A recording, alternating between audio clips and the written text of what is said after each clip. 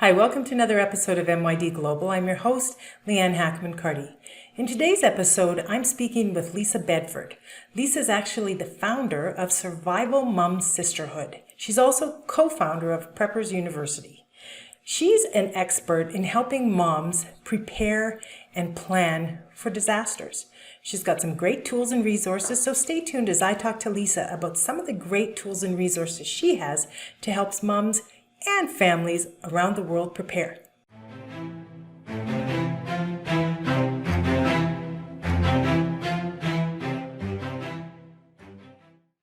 Hi, Lisa. How are you doing today?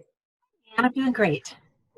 So before we get started, why don't you just tell the audience a little bit about your background?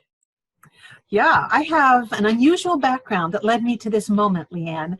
I actually started out my career as an elementary school teacher, but I quickly moved into instructing adults and writing curriculum and just writing up lessons and training. And so 11 years ago, it's hard to believe this now, but it was 11 years ago, towards the end of 2008 into 2009, that an extreme economic downturn here in the United States happened. And it was worldwide. And really, just in a matter of a few weeks, our family business began to plummet. The phone wasn't ringing, and I began to get worried as just an everyday suburban mom. Do I just have to sit here and watch us lose our home, possibly declare bankruptcy? And something inside me, and I think it's a common thread among moms, Leanne, is that I thought, no, not on my watch. There has to be a way for me to be proactive. And so I began researching. And that led me into the realm of preppers and survivalism. And I started to think, this rings true. I can do some of this, but it's just not me. And so then over the next several months and then into the years that followed, I began to create really my own, I guess, forge my own path in those areas. It made sense to me as a suburban mom. I homeschooled our kids at the time. And really that evolved into Survival Mom, which is just something that any mom, no matter whether you live in a rural area or an urban area, no matter the income, no matter, your stage of life, it really is something you can do. Well, I think it's a timely topic because I would think, given COVID and what's happening right now, and so many job losses, especially if you're a single mom raising a family, what types of advice would you give? Just some basic tips for a mom that might be watching on something she can do right now to help her go through this disaster that we're all going through globally right now. Right. I think the important thing to remember is that no two families or households are identical. So when someone begins to research and, it usually begins in some kind of a panic, right?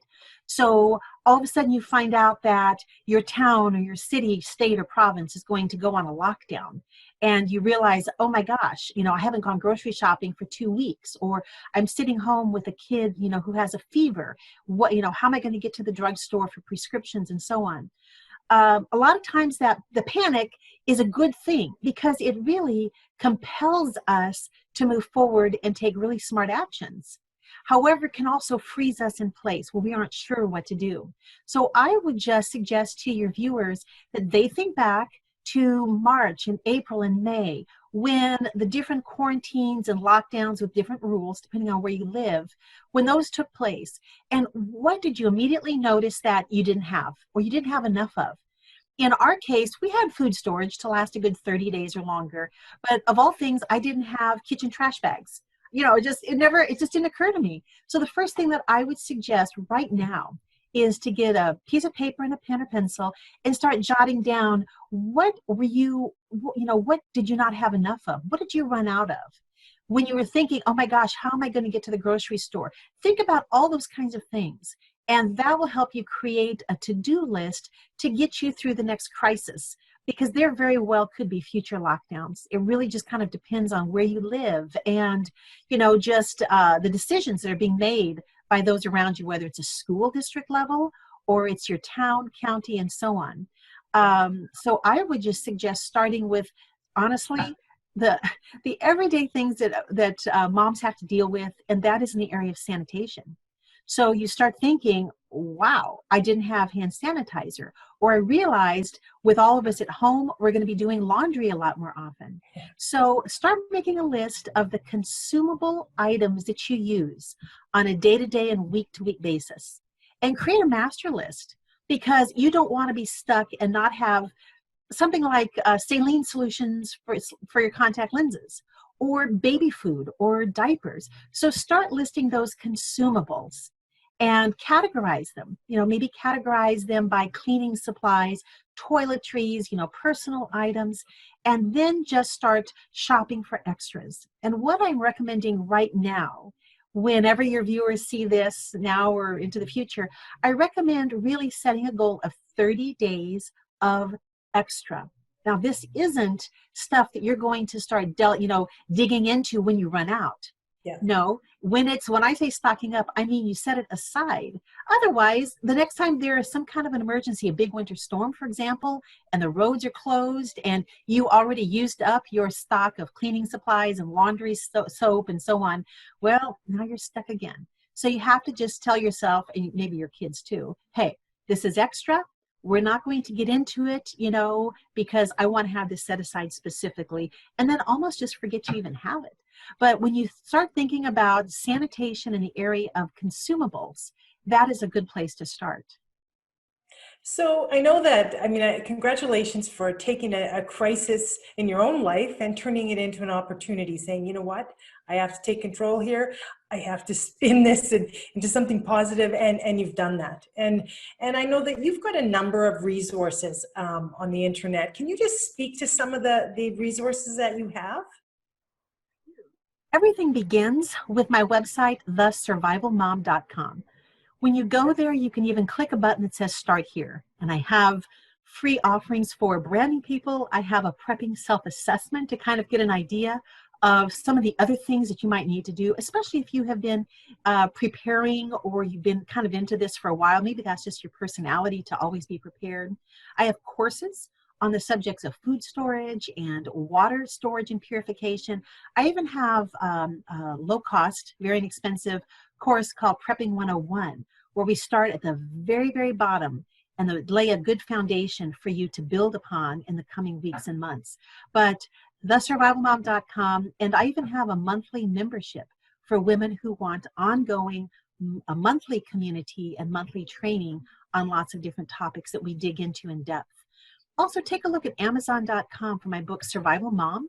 It's actually a very comprehensive family survival manual written by a mom, for women, that is all about being practical. And I don't know that I ever really get into wild conspiracy theories. I don't think I do, but maybe I threw a couple in there just for fun. But that would be another good place to start. Well, that's great. Is there anything else before we wrap up that maybe you didn't get a chance to mention that you wanted to? I would say that it all begins with your family and with you. And a lot of times, Leanne, you can maybe relate, but when you have kids, you're raising a family, those are such busy years. And as moms, we tend to just make ourselves last. But if you think about it in a crisis, you actually are the center point of that crisis. So you're the one that will have some difficult decisions to make. You're the one that will be facing challenges and deciding, what do we do? And, I'm going to be delegating these tasks, whether, again, it's a big winter storm, a wildfire, a second wave of the virus. So take care of yourself. And that means getting out in the sun and getting vitamin D. It means talking to a doctor, and make sure that if you have any health issues, take care of those right now. I'm urging people, before there might be a second lockdown or something similar, take care of those appointments. Your annual OBGYN appointment, dental appointments, whatever it is, really treat yourself with a lot of care, because when a stressful time comes, you are the one that is going to be so pivotal to your everything running smoothly in your family. They really are going to depend on you, Mom. Well, that's great advice, for not only for moms, but for everyone, to just get more prepared. So thank you so much for taking the time today to speak to me. I will have your resources in the description below in the video. And thanks very much as you continue to do some great work.